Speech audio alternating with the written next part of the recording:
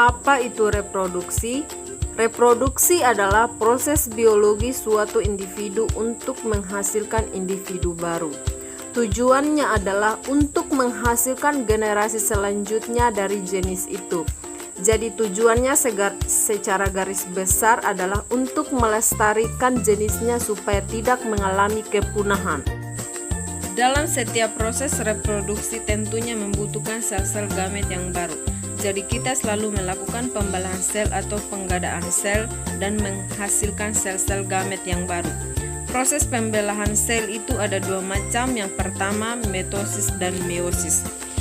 Perbedaan mitosis dan meiosis. Kalau mitosis itu terjadi pada sel tubuh, kalau meiosis terjadi pada sel penghasil gamet seperti testis menghasilkan sel sperma dan ovarium menghasilkan ovo.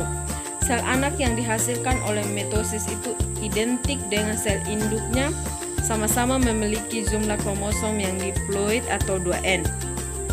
Kalau sel anak dari pembelahan meiosis itu kromosomnya hanya setengah dari kromosom sel induknya, jadi sel anaknya haploid. Pembelahan mitosis hanya satu tahap, sehingga sel anak yang dihasilkan hanya dua, satu membelah jadi dua.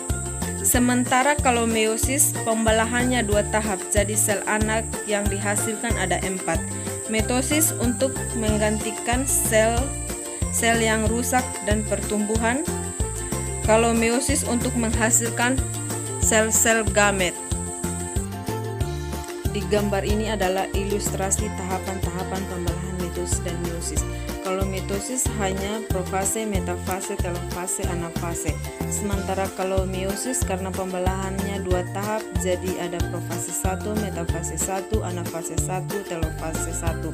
Dilanjutkan dengan profase 2.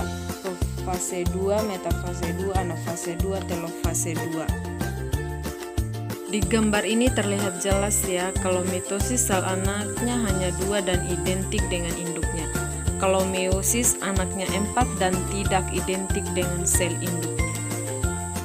Untuk proses pembentukan gamet itu namanya gametogenesis. Gametogenesis terbagi menjadi dua, yaitu oogenesis yang merupakan pembentukan ovum dan spermatogenesis yang merupakan pembentukan sel-sel sperma.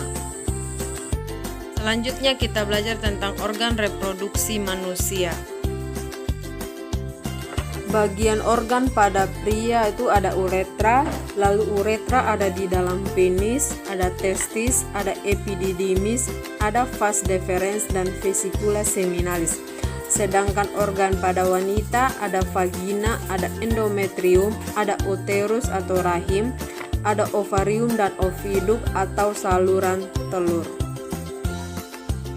Fungsi organ reproduksi pria. Yang pertama, testis berfungsi untuk menghasilkan sel sperma dan hormon testosteron. Kemudian sel sperma yang sudah dihasilkan testis akan disimpan sementara di dalam epididymis untuk dimatangkan selama kurang lebih 2-3 hari. Setelah matang, sel sperma akan dibawa oleh saluran sperma vas deferens menuju kantong vesicula seminalis. Vesicula seminalis ini adalah kantong penyimpanan sperma sementara sebelum diejakulasi. Nah, ejakulasi atau pengeluarannya sendiri melalui saluran uretra yang ada di dalam penis. Penisnya adalah alat kopulasi. Kopulasi itu maksudnya adalah proses memasukkan sel-sel sperma ke organ reproduksi wanita.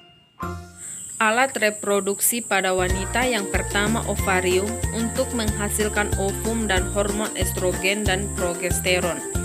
Dan yang kedua oviduk atau tuba falopi yang merupakan saluran telur tempat terjadinya fertilisasi.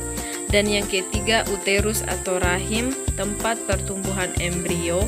Dan yang keempat endometrium yang bertugas untuk menjaga kehamilan dengan menebalkan dinding rahim. Dan yang kelima vagina yang merupakan alat kopulasi. Kelainan dan penyakit pada organ reproduksi. Yang pertama sifilis yang disebabkan infeksi bakteri Treponema pallidum. Dan yang kedua gonorrhoe, penyakit yang disebabkan infeksi bakteri Neisseria gonorrhoeae. Dan yang ketiga, herpes kelamin, penyakit kelamin yang disebabkan virus herpes simplex. Dan yang keempat, AIDS, penurunan kemampuan sistem imun akibat virus